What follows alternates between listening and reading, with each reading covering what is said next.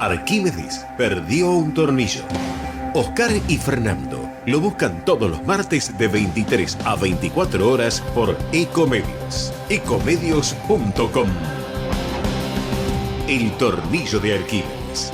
Un programa de divulgación científica. Conducción: Oscar Rizo y Fernando Fuentes. Producción: Fernando Fuentes.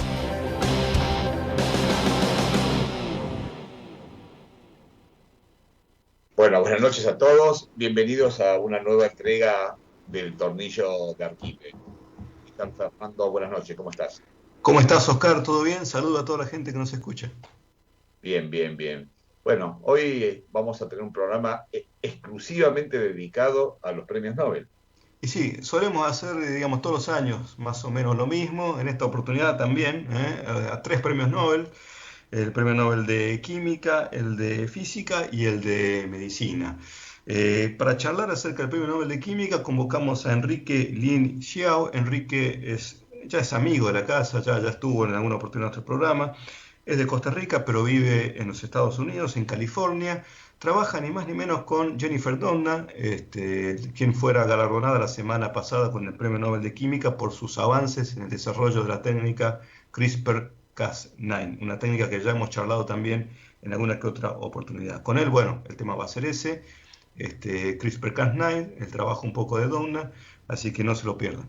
Bien, después, bueno, vamos a hablar un poco sobre el premio Nobel de Medicina, en donde se premió el descubrimiento del virus de la hepatitis C, que realmente es un proceso muy interesante porque llevó varios años de desarrollo, digamos, el poder entender el virus y poder entender su mecanismo de acción y de alguna manera permitir que ahora en la actualidad tengamos un tratamiento. Así que también un Nobel muy, muy valioso, digamos, a la gente que descubrió este virus, ¿verdad? Bueno, y para el premio Nobel de Física, como no puede ser de otra manera, últimamente viene muy por el lado de la astronomía el premio Nobel de Física. Sí. Tenemos un especialista, un columnista en astronomía, Guillermo Goldes, comunicador científico y astrónomo. Viene con su sección Sin brújula, pero con radio, y nos va a contar acerca del premio Nobel de Física. Este año viene por el lado de los agujeros negros. Él nos va a contar un poco acerca de eso. Perfecto. Perdón, ¿dónde nos pueden escuchar la gente que lo desee?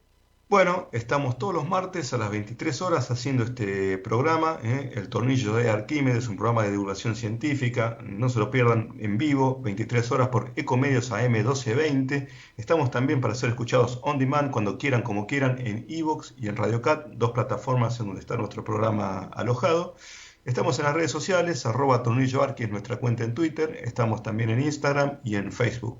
Comentarios, sugerencias son siempre bienvenidas por esa vía. Escuchamos algo de música, Oscar, y venimos ya con la entrevista a Enrique Lin Xiao. Dale.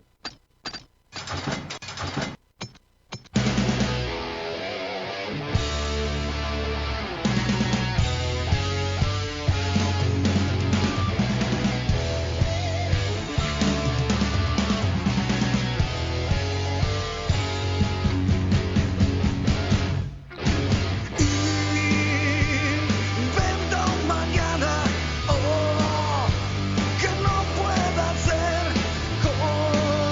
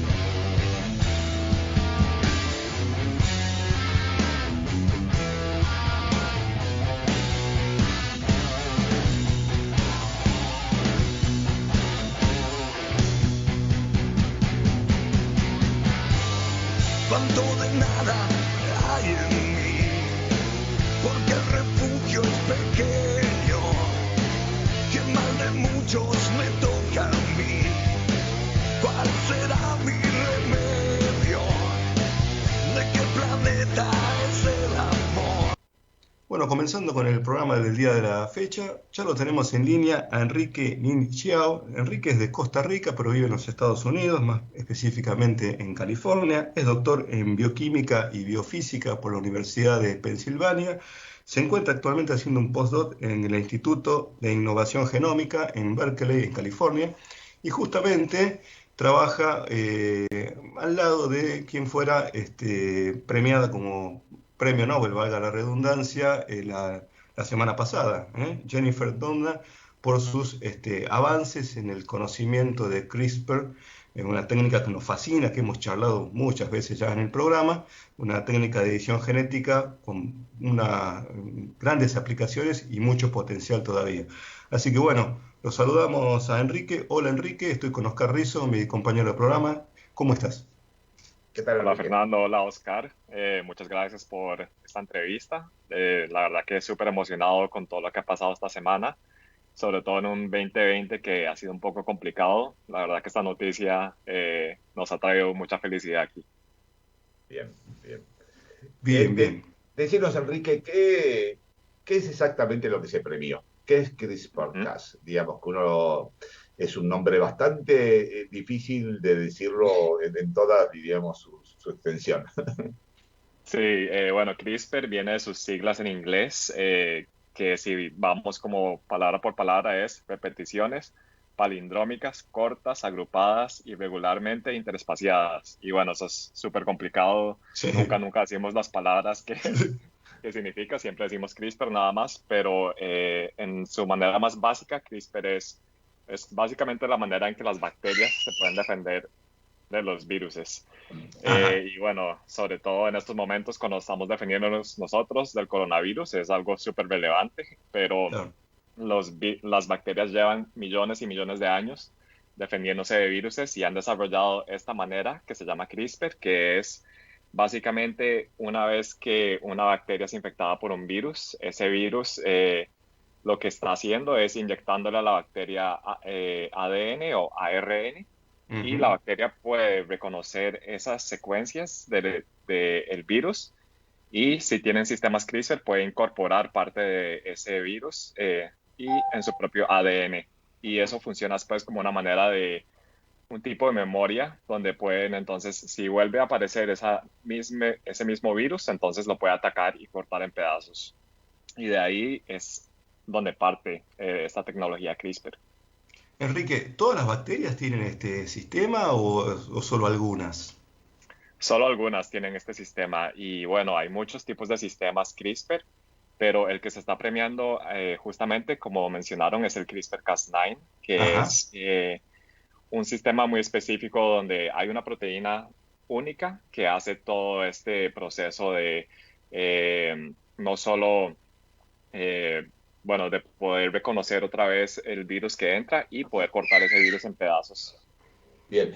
Enrique, ¿cómo se pasa, digamos, de un mecanismo de defensa de una bacteria a poder utilizar esto como una metodología en células diferentes, que son las células eucariotas? Sí, la verdad que el premio Nobel en sí viene de poder hacer ese paso, ¿no? De ver un sistema en las bacterias que, bueno, es muy interesante, pero es algo que nada más se había escrito. Y después llegaron mi jefa, Jennifer Doudna, junto a su colega Emmanuel Charpentier, y se dieron cuenta, bueno, si lo que están haciendo estas bacterias es poder reconocer una secuencia de ADN específica y cortarla.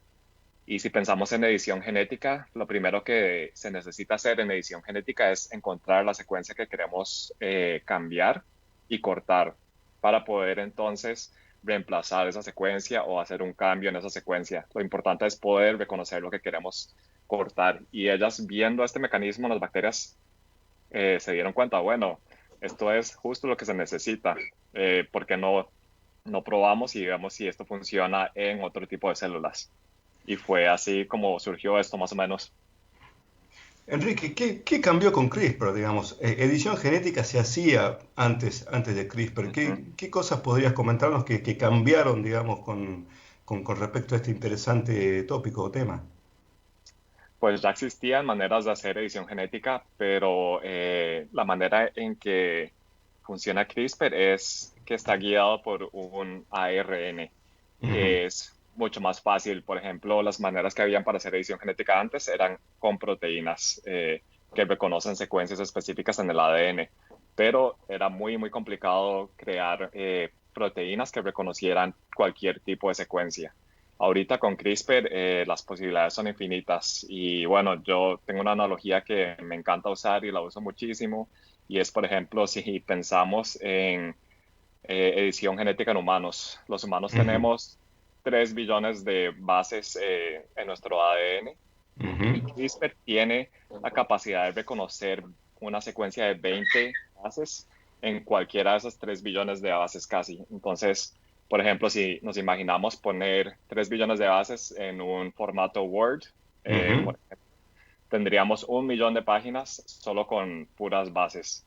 Y CRISPR tiene la posibilidad de entrar en cualquiera de ese millón de páginas y reconocer una secuencia ahí y cortarla. Y bueno, esa capacidad es única y la verdad que no existía antes y además es muy, muy fácil de utilizar. Entonces, CRISPR muchas veces se denomina como una tecnología democratizante porque es muy barata, es muy fácil de utilizar y ya se está viendo que salió en el 2012 y están todo el mundo ahorita, todas las personas que hacen bioquímica o biofísicas, biología celular, lo están utilizando. Por ejemplo, en Costa Rica ya se está Ujú. utilizando para hacer cambios en tomates para hacerlos más resistentes a enfermedades.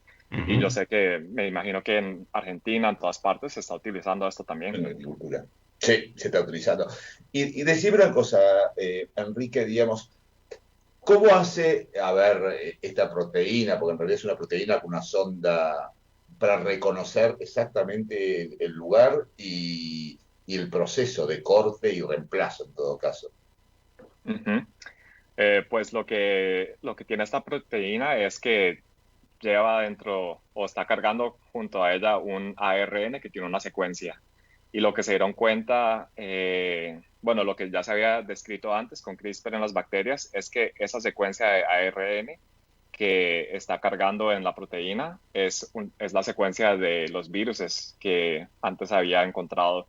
Y entonces lo que pensaron Jennifer Doudna y Emmanuel Charpentier es, bueno, ¿qué pasa si cambiamos esta secuencia de ARN a cualquier otra secuencia? ¿Será que podemos entonces reconocer esa secuencia? E hicieron los experimentos y se dieron cuenta que sí, que nada más cambiando lo que se conoce como un guide RNA o ARN guía, Ujú. empezar podemos ir a cualquier secuencia posible. Bien. ¿Qué aplicaciones actualmente son, digamos, las más empleadas en cuanto a esta Ujú. técnica? La verdad que, bueno, como esto funciona para cortar ADN, casi que todos los seres vivos estamos hechos de ADN, entonces se pueden utilizar en cualquier tipo de organismos, pero ya se han utilizado, por ejemplo, para hacer modelos animales como ratones, se ha utilizado también para hacer cambios en la agricultura, para hacer, por ejemplo, maíz, que es más resistente a las sequías. Ujú. Eh, y se ha utilizado ya también para hacer tratamientos humanos. Por ejemplo, ya se ha empezado a utilizar una paciente en Estados Unidos, Victoria Gray, Ujú. que el año pasado, bueno, esta paciente lo que tiene es una enfermedad conocida como anemia falciforme, donde los glóbulos rojos no tienen la forma normal, sino que son más alargadas y eso lleva a que hayan bloqueos en el flujo sanguíneo, tengan derrames. Muchas veces estos pacientes tienen que ir al hospital varias veces al año para recibir transfusiones de sangre con glóbulos rojos normales y tienen muchísimos dolores por estos derrames. Y Ujú. entonces la paciente lo que recibió fue un tratamiento de CRISPR para corregir esto y ya desde hace más de un año que no ha necesitado ningún tratamiento adicional. Entonces es la verdad muy, muy emocionante ver este primer paso y también ya se están empezando a utilizar para tratamientos, por ejemplo, en los ojos y también en cánceres que están en la sangre como leucemias. Enrique, uno tiene entendido de que este es un tratamiento o es una técnica para enfermedades relativamente monogénicas, o sea, que causadas por un gen o una alteración muy precisa. Y en el Ujú. cáncer, por ejemplo, vos tenés que en realidad suele ser una enfermedad poligénica, o sea que hay muchas zonas en distintos cromosomas, muchos genes distintos que intervienen. ¿Es posible, diríamos, que con la misma técnica, en lugar de modificar un segmento, se modifiquen distintos segmentos en distintos cromosomas, distintos genes? Ujú. Pues sí, sí es posible hacer esto, pero tal vez cuando pensamos en cáncer y en tratamientos que pueden utilizar CRISPR, si no son cánceres como dijiste, monogénicos, hay otras maneras en que ya se está utilizando. Por ejemplo, una tecnología de la que ya ustedes han hablado también es CAR-T therapy, terapia CAR-T. Y en esa lo que se está haciendo es modificar células T para poder volver a ponerlas otra vez en la sangre y que eso combata a las leucemias o diferentes tipos de cánceres. Y se pueden producir ahorita usando CRISPR. Salió un artículo a principios de este año demostrando que CRISPR era una manera para poder modificar esas células, por ejemplo. Entonces, hay muchas maneras en que podemos modificar el ADN para combatir este tipo de enfermedades. O, por ejemplo, si pensamos en el microbioma, ya se sabe que el microbioma podría también, puede ser una manera en que algunas enfermedades sean peores o mejor, o que respondan a algún tratamiento mejor que otras. Entonces podríamos hacer edición genética de las bacterias o los microbios que están en un microbioma tal vez, para poder así mejorar cómo un tratamiento funciona, por ejemplo. Ujú. Sí, yo quería consultarte, estamos en medio de una pandemia por el coronavirus. Leía por ahí, allí que hay algunas aplicaciones potenciales para esta técnica también, para luchar un poco en contra de este virus. Ujú. Sí, lo que ya se ha empezado a utilizar son maneras de detectar el virus usando sistemas CRISPR. Y Ujú. bueno, todo lo que hemos estado hablando ahorita es utilizando CRISPR-Cas9, que reconoce ADN, pero también existen otros tipos de CRISPR. Existen muchísimos, pero hay algunos, por ejemplo, CRISPR-Cas13, que reconocen ARN en vez de ADN. Si pensamos, por ejemplo, en este coronavirus que ahorita tenemos, lo que este virus lleva dentro de sí es ARN. Ujú. Entonces podemos, por ejemplo, utilizar Cas13 para detectar ese virus en una muestra. Y Bien, si usamos un sistema un poco más complicado donde tenemos un fluoroforo o alguna manera de detectar información, podríamos hacer un sistema mucho más simple que lo que se utiliza ahorita con las pruebas de PCR. Bien. Enrique, ¿cómo es vivir con alguien que ganó el premio Nobel? Digamos, ¿cómo es la convivencia diaria? Porque no es una situación que uno frecuentemente encuentra, ¿verdad? Sí, la verdad que pues ya ella era bastante conocida desde antes de venir aquí, entonces me acuerdo que cuando me mandó un email así para como pedir trabajo aquí, nunca pensé que me iba a responder, pero me respondió súper rápido. Cuando me invitaron a la entrevista, me acuerdo estar súper nervioso por lo conocida que pero no, la verdad es que es una persona muy, muy humilde, súper buena gente, tiene una gran visión de proyectos. Cuando hablas con ella, la verdad que te inspiras mucho. Y conmigo ha sido súper buena mentora, me ha dado mucha independencia para desarrollar los proyectos que a mí me interesan y también poder explorar ideas. Y la verdad es que no sé, es una persona muy, muy increíble con la que me encanta trabajar, y el laboratorio en sí es un laboratorio muy colaborativo donde todo el mundo está súper inspirado y emocionado de estar trabajando aquí. ¿y cómo es tu día a día, digamos? ¿A qué hora entras al laboratorio? Específicamente, ¿con qué estás trabajando? ¿Con qué, digamos, en qué aplicación específica? Bueno, todo ha cambiado un poquito desde que cayó esta pandemia. Sí, lo sabemos, sí, sí. Entonces, la verdad, no estamos trabajando 100% como estábamos antes.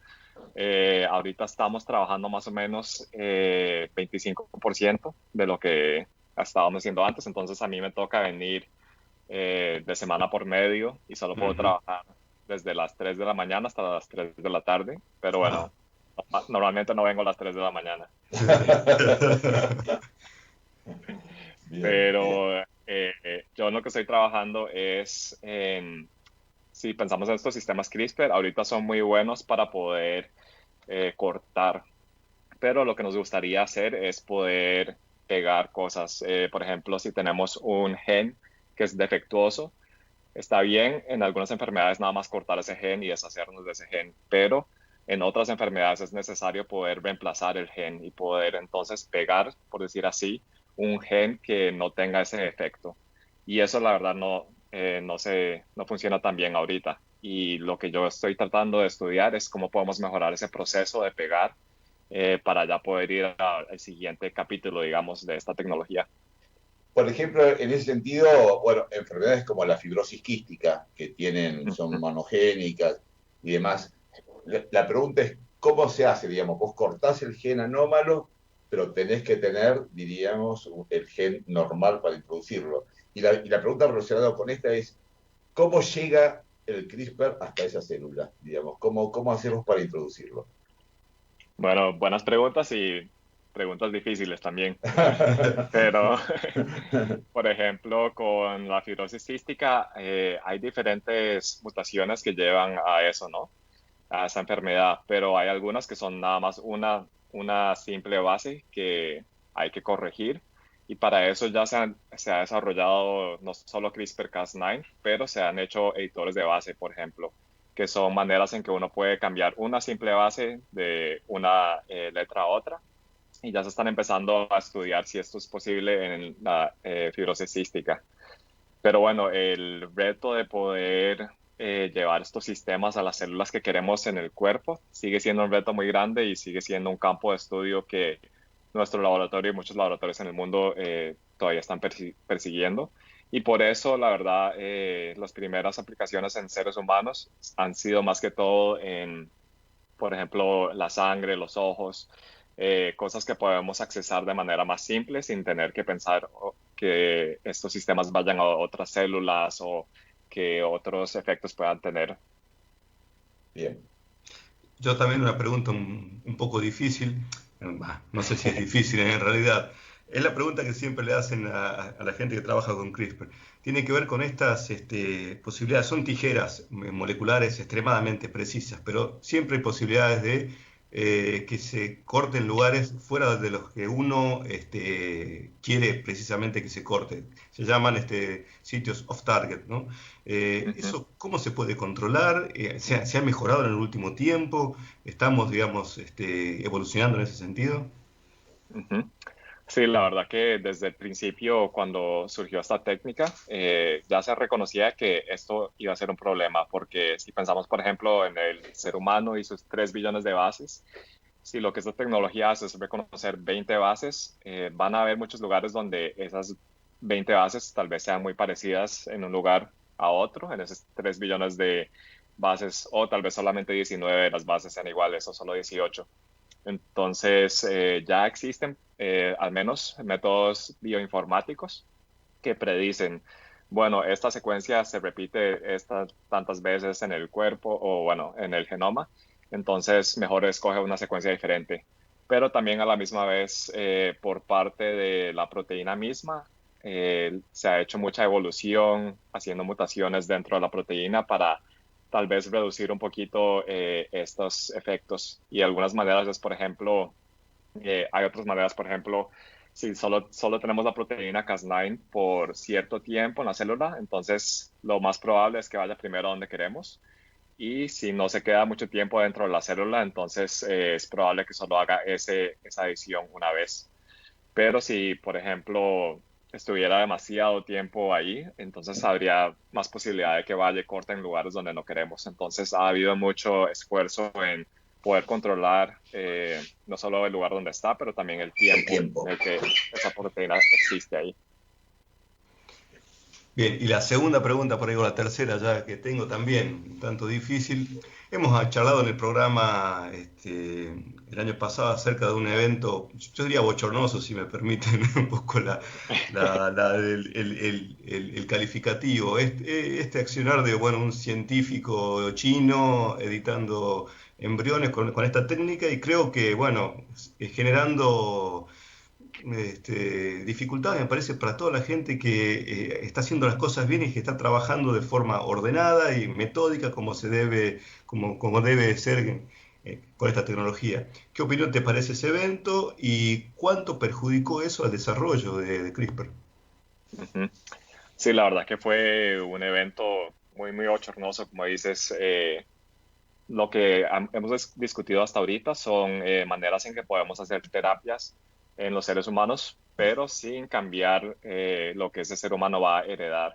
Ujú. Entonces, la verdad que se mantiene en la persona que está recibiendo el tratamiento y no hay que pensar tanto en qué va a pasar más allá. Pero lo que hizo este científico en China fue cambiar embriones, y entonces estos embriones van a tener esas modificaciones y van a poder heredar esas modificaciones, y eso es algo que creo que todavía falta mucho por discutir. Hay Ujú. muchas razones bioéticas por las que no Seguro. deberíamos tal vez hacer eso aún, y también hay factores de tecnología que creo que no entendemos aún todos los factores, todas las cosas que estas proteínas hacen para empezar a hacer cambios que se puedan heredar o puedan introducir nuevas cosas que no nos ni imaginamos dentro de los genes que se puedan heredar en una población.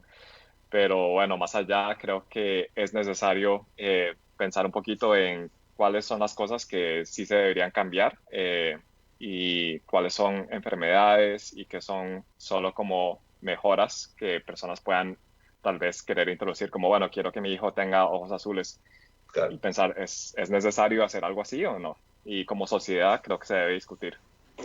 Perfecto. Bueno, Enrique, no quisiera, digamos, despedirte sin que antes nos cuentes algo de Caminos en Ciencia, un podcast que vienen realizando desde hace unos años, muy interesante porque muestra todo el recorrido de científicos y científicas latinoamericanos, digamos, los desafíos, las barreras que tienen que superar. Así que bueno, contanos un poco acerca del podcast, en dónde pueden escucharte y un poco las redes sociales, por favor.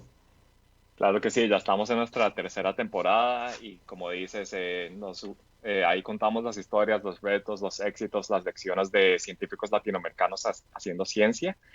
Y bueno, la verdad, ha sido un privilegio, un honor poder trabajar en este podcast y recopilar todas estas historias. Tenemos gente de toda Latinoamérica, incluyendo muchas historias de Argentina. Sí, sí. Y bueno, ojalá las puedan escuchar en caminosenciencia.org. Estamos en iTunes también, estamos en Spotify.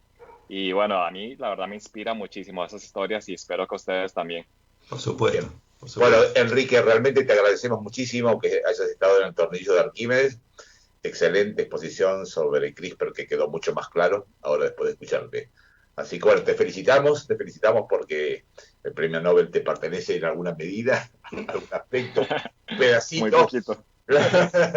Así que bueno, y las felicitaciones a todo el equipo de ustedes, ¿no? Por esos logros tan importantes. Gracias por estar con nosotros en el tornillo. Gracias por tenerme.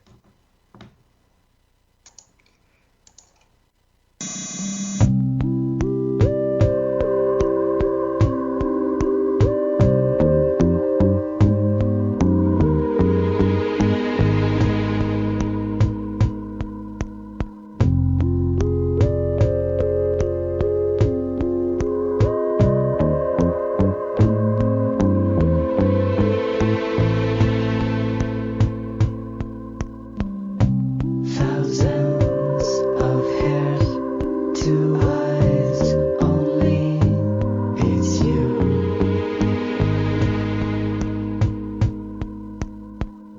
Some skin, billions of genes, again, it's you.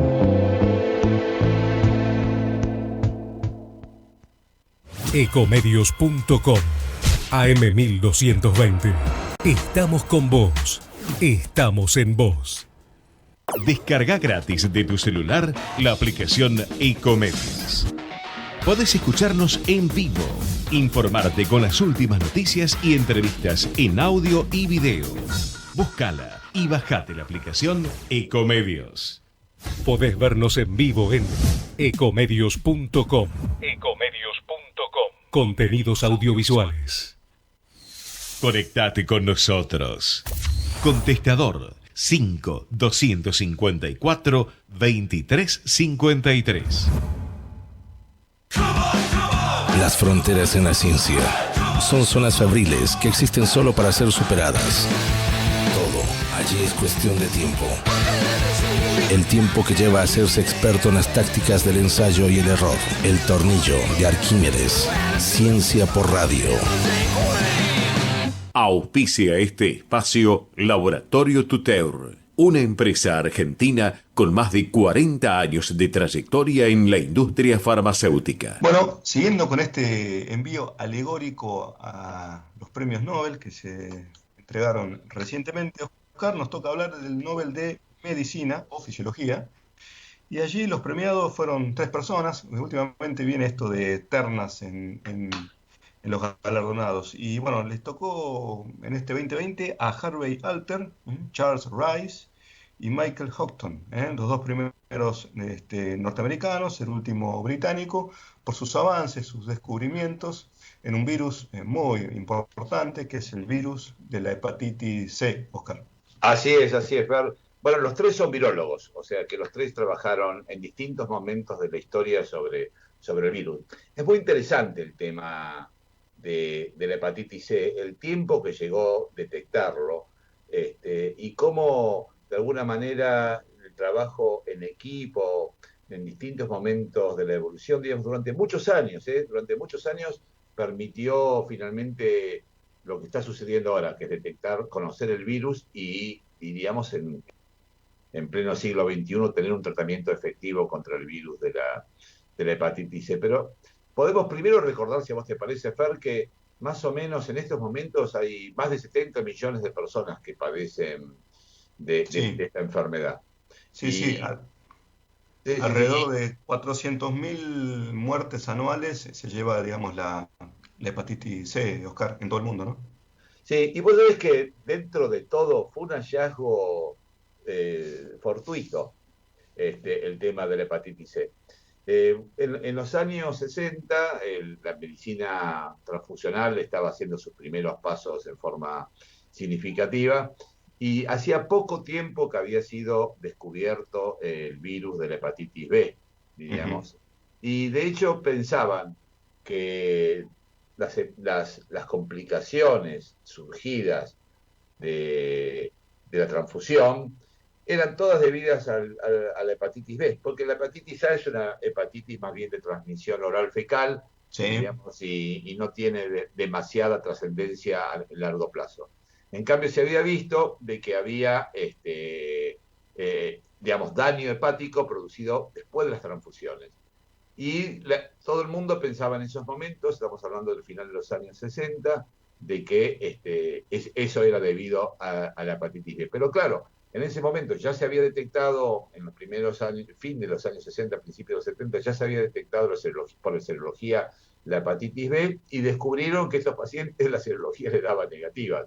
Claro. O sea, no era ni la hepatitis A ni la hepatitis B. Y en ese momento le llamaron hepatitis no A, no B. Claro.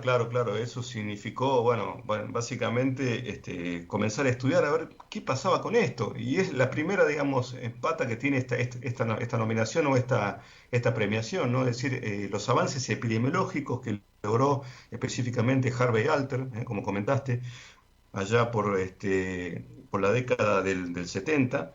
Empezando a tratar de dilucidar qué era lo que pasaba, es decir, como bien ya relataste, un hallazgo que no cerraba con los resultados serológicos. Luego el trabajo posterior de Michael Houghton, por ejemplo, y de Charles Rice, bueno, Houghton identificando o aislando, digamos, el virus y detectando el genoma, ¿no? El genoma viral.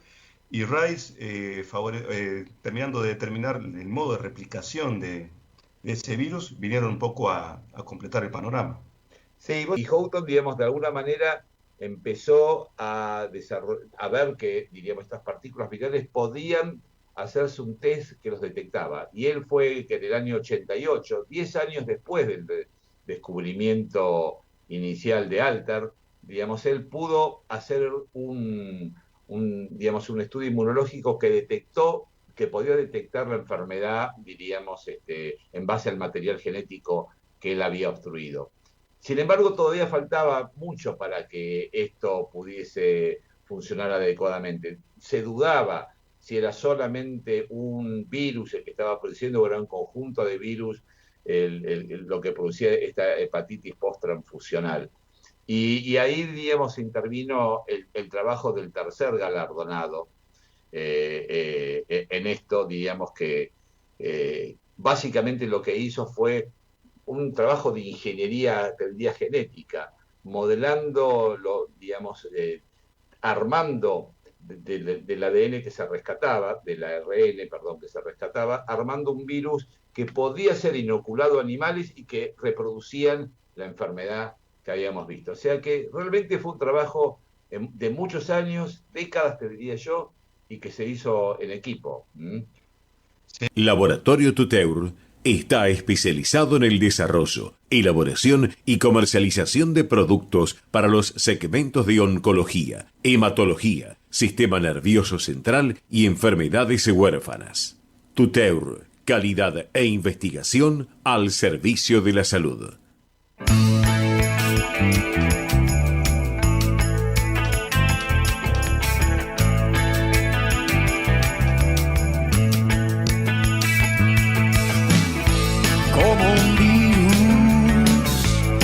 Se extiende, se contagia de tumor a suspiro,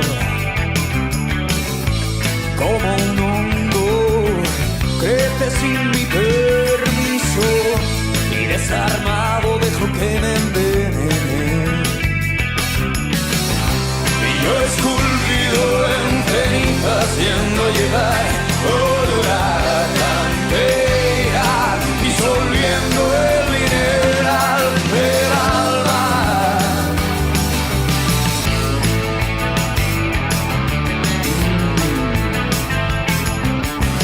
Como un rayo de luna sobre los mares, pasa por el abismo de mis miserias, como si fuera verdad que mi debilidad me alimentara y fortaleciera. Y yo esculpido en ceniza haciendo llegar olor a cantera, disolviendo el mineral del alma. Ahí va el capitán Beto por el... Sin brújula, pero con radio. Un paseo por el universo. Guiados por nuestro colectivero cósmico, el astrónomo cordobés Guillermo Oldes. Sin brújula, pero con radio. Astronomía en El Tornillo de Arquímedes.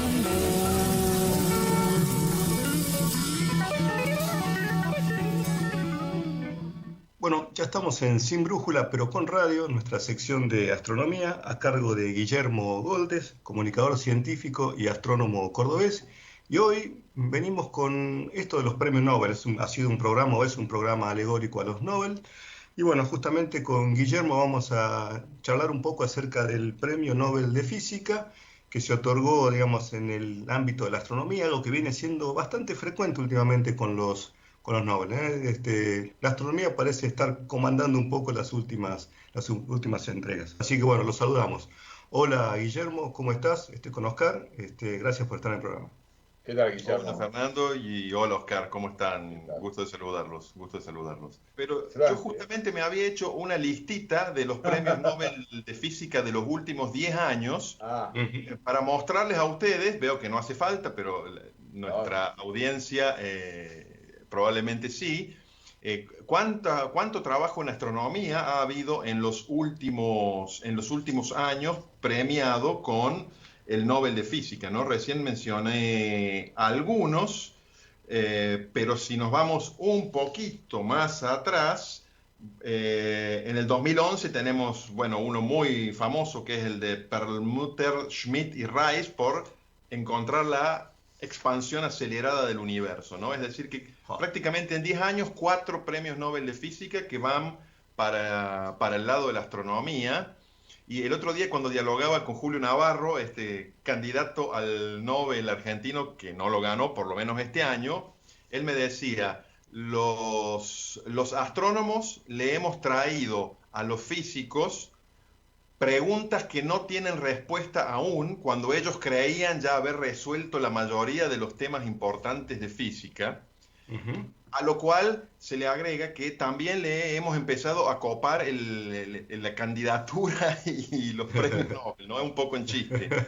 Esto en realidad también tiene otra explicación, y es que en la mayoría del mundo la astronomía es una rama de la física, ¿sí? En Argentina y en unos otros pocos países uno puede estudiar astronomía como título de grado, pero en la mayoría de los países del mundo es una especialización de la física, ¿no? Casi que la astronomía es la física de aquello que está lejos y no se puede tocar, ¿no?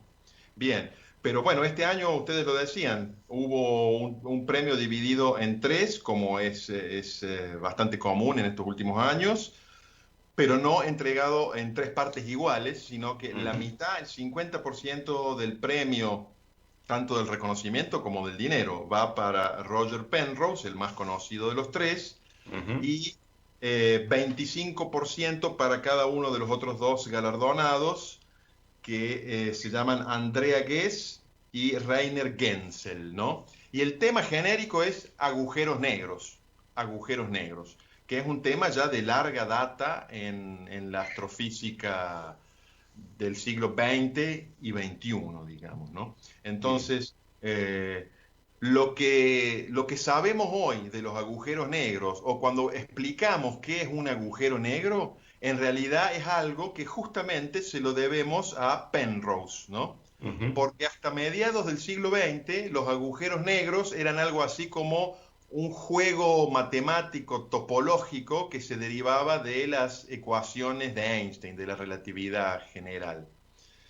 En el año 65, Penrose mostró que eso, además de ser una curiosidad matemática o topológica, era el resultado inevitable, así lo planteó, de el colapso final de algunas estrellas de masa muy grande. Masa muy grande quiere decir, por ejemplo, 10 veces la masa del Sol, ¿no? Cuando estas estrellas están en las últimas etapas de su existencia, no me gusta decir vida, los astrónomos muchas veces decimos la vida de las estrellas y yo me resisto porque, bueno, no están vivas las estrellas, ¿no es cierto? En las últimas etapas de su existencia, estas estrellas muy masivas suelen experimentar una gran explosión que las transforma en lo que se llaman supernovas, es decir, estrellas que de golpe empiezan a brillar miles de veces más de lo que brillaban, y eso dispersa gran parte de la energía y la materia de esas estrellas, pero queda un núcleo que colapsa gravitatoriamente. Se contrae, un núcleo bastante masivo que se contrae, y por lo tanto va aumentando su gravedad superficial, porque es muy denso. Es decir, queda un residuo de bastante masa que se achica, y se achica tanto que ya la luz no puede escapar, o técnicamente se dice que la velocidad de escape de ese residuo se hace igual a la velocidad de la luz, ¿no? Entonces nada más puede escapar de ahí. Eso sería un agujero negro. Toda esa descripción de que un agujero negro no solo puede existir, sino que es inevitable que exista en las etapas finales de estrellas muy masivas, se lo debemos a Penrose, ¿sí? Así como muchas otras cosas, ¿no? Porque ha sido un estudioso permanente de los agujeros negros y después se ha transformado también en un filósofo que escribe sobre filosofía de la mente y demás. Es un hombre muy, muy prolífico, ¿no? Pero digamos, nuestro conocimiento actual de los agujeros negros se lo debemos a Penrose. Y brinda, digamos, una explicación muy robusta, ¿no? Desde el punto de vista matemático, digamos, Eso quiere decir que ese andamiaje que él construye teórico, digamos, no es tan fácil de voltear. Eso se llama robusto un poco en física, digamos. Es decir, uno puede hacer pequeños cambios en ese juego matemático y los resultados siguen dando de manera similar. Eso un poco el Nobel digamos, la academia lo resalta, ¿no? La explicación que logra dar Penrose es justamente robusta, un término Sí. muy, muy usado por los físicos. Sí, es así. Y yo resalto algunas de las argumentaciones que usaba Penrose ya en el año 65, que los agujeros negros son el resultado inevitable del colapso de estrellas muy masivas, ¿no? Y fíjate vos, cuando yo estudiaba astronomía, fíjense ustedes, por supuesto hablábamos de agujeros negros, pero pues, estamos hablando de los años 80.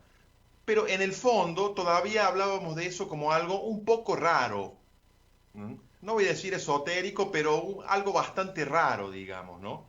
Ahora las décadas han pasado y hoy hablar de agujeros negros en astrofísica es algo bastante consolidado, ¿sí? Y no solo se han encontrado agujeros negros de tamaño estelar, de tamaño de estrellas, como los que describía Penrose, sino agujeros negros que se llaman supermasivos, que estarían en el centro de muchas o todas las galaxias. Y con eso tiene que ver el otro 50% del Premio Nobel de Física. Vuelvo un segundo sobre la idea.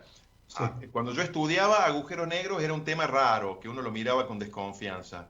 Hoy ya no. ¿Cuáles son los temas raros que existen hoy y que también se dice que en algún momento pueden dar lugar a un Nobel? Lo que hoy se llama la materia oscura o la energía oscura, ¿no? Esos son temas que hoy uno dice, pero no termino de creérmelo, digamos, ¿no es cierto? Por supuesto, los investigadores que trabajan en eso trabajan muy seriamente, ¿no? Seguro. Entonces, la otra mitad del Nobel de Física este año fue para estos investigadores Andrea Ghez y Rainer Genzel, que trabajaron siguiendo durante muchos años, monitoreando los movimientos, en particular de una estrella que está en la región que se llama Sagitario A estrella, en la dirección del centro de nuestra galaxia. En la dirección al centro de la galaxia, como hay tanto material, es muy difícil ver algo, ¿no? Entonces, el seguimiento a esa estrella no se lo hizo en luz visible, sino en una banda específica del infrarrojo, que es poco absorbida. ¿Pero qué vieron? Bueno, durante muchos años siguieron esa estrella y trazaron la órbita de esa estrella. Repito, esa estrella se llama S2, que trazaron la órbita alrededor de Sagitario A y se encontraron con que la estrella orbita alrededor de nada, entre comillas. Es decir, hay una estrella que da vueltas alrededor de algo que no se ve. Pero si algo da vueltas alrededor de algo, está guiado por la gravedad de ese algo. Entonces, lo más probable es que ahí haya un agujero negro que, según los cálculos, ya no es el resultado de las etapas finales de una estrella, sino que tiene una masa más o menos de 4 millones de veces la masa del Sol. ¿Sí? A eso se llaman agujeros negros supermasivos. Y está descrita la órbita, tarda 15 años esa estrella en dar la vuelta completa alrededor del hipotético agujero negro supermasivo. Y como está, esa órbita está tirada por la fuerza de gravedad de ese enorme agujero negro, la velocidad con que orbita es monstruosa. Sí. Orbita a 5.000 kilómetros por segundo. Tremendo. O sea, a una fracción más o menos importante de la velocidad de la luz. Es una cosa de locos, ¿no? Para que tengamos una idea, la Tierra alrededor del Sol orbita a 30 kilómetros por segundo. Esta estrella orbita alrededor del agujero negro supermasivo del centro de nuestra galaxia a 5.000 kilómetros por segundo. Una cosa de locos. Guillermo, ¿y por qué, digamos, esta estrella no cae, digamos, en la gravedad del agujero negro? En realidad, como cualquier cosa que orbita, está cayendo en forma permanente. Lo que pasa es que tiene una velocidad inicial que le permite siempre ir escapando. En realidad, un agujero negro tiene mucha gravedad, pero el fenómeno en sí, visto desde afuera, no es distinto a la Luna girando alrededor de la Tierra. La Tierra la atrae, pero la Luna, como se está moviendo en dirección tangencial, ¿sí? Está cayendo siempre, pero siempre más o menos a la misma distancia, ¿no es cierto? Salvando las distancias, porque la gravedad del agujero negro es enorme y demás. Pero esa es la explicación. Y después se han visto muchas otras estrellas que también orbitan alrededor de la misma zona ahí de Sagitario A, ¿no? Entonces, parece ser que el mundo de los agujeros negros, o el universo de los agujeros negros, está formado por muchos agujeros negros de masas y tamaños estelares, y al menos en cada galaxia o en cada galaxia grande, un agujero negro en el centro de masas de muchos millones de masas solares. Lo que parece que no hay son agujeros negros que se llaman de masa intermedia, o sea, de más de 100 masas solares, pero menos de 100.000. Eso, por algún motivo, no se encuentran, o parece que no se encuentran.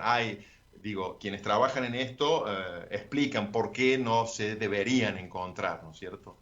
Viste, Guillermo, cómo son los científicos y científicas, empiezan a hacer preguntas a partir de esto. Hay una pregunta que viene dando vuelta hace mucho tiempo, es que si estos agujeros negros, son bloques estructurales de las galaxias, ¿preceden a la formación de las galaxias o son posteriores? Bueno, en cierto modo, la explicación sería por este colapso, ¿no? Un poco que vos contaste, pero muchos se preguntan un poco si no hay chances también de que algunos de estos agujeros estén previamente, digamos, en la estructura.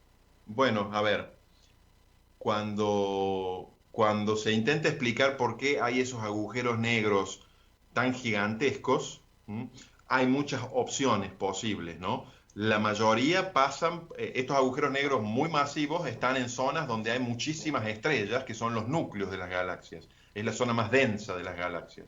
Entonces, hay quienes dicen, bueno, hay tantas estrellas que se han formado muchos agujeros negros que después se han fusionado, porque en esa zona justamente hay muchas colisiones, ¿no? Pero también hay quien dice, puede haber agujeros negros de masas intermedias, estos que yo te decía que prácticamente no se encuentran, que estén desde la época del Big Bang. Hay gente que dice eso, y que quizás esos se han fusionado. Ahora, si vos me pedís a mí la respuesta de si los agujeros negros son primordiales o no, te diría que te la debo. Creo que la mayoría de la gente te diría, no se sabe mucho. Es un tópico candente, de mucha discusión. Lo que sí también... todo el tema de la formación de estructuras grandes en el universo es un tema interesante y muy vigente, ¿no? Porque esto tiene que ver con algo que mencionamos recién. Las estructuras en el universo hoy, las estructuras grandes, no se pueden explicar si no se recurre a esta hipótesis de la materia oscura, que no brilla ni absorbe luz, pero que ejerce gravedad. Es otro tema que no tiene nada que ver con agujero negro y no quiero que se mezclen, porque los agujeros negros están hechos de materia normal, luminosa, la materia con que estamos hechos nosotros mismos, nuestros propios cuerpos, pero súper comprimida.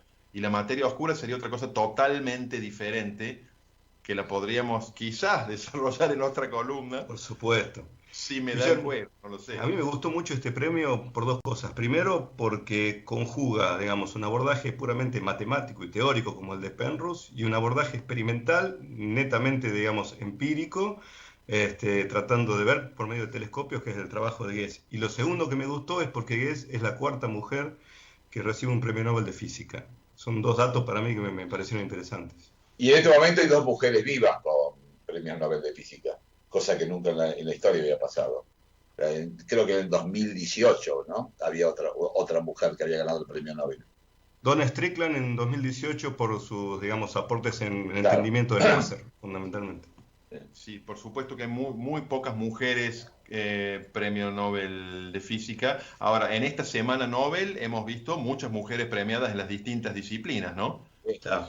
Y entonces, bueno, este año, como ya venimos diciendo, fue para estos tres astrónomos en este caso, o astrofísicos.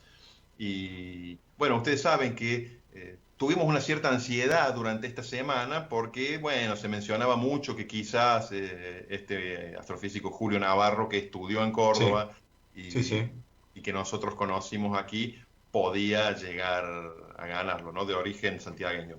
No fue así, aunque, bueno, ya veremos, ¿no? Porque esto no es una carrera de corto aliento, ¿no? Y Roger Penrose lo puede atestiguar. Exactamente. 89 años, Penrose. Es increíble. Bueno, Guillermo, 9 años y totalmente activo. Por supuesto.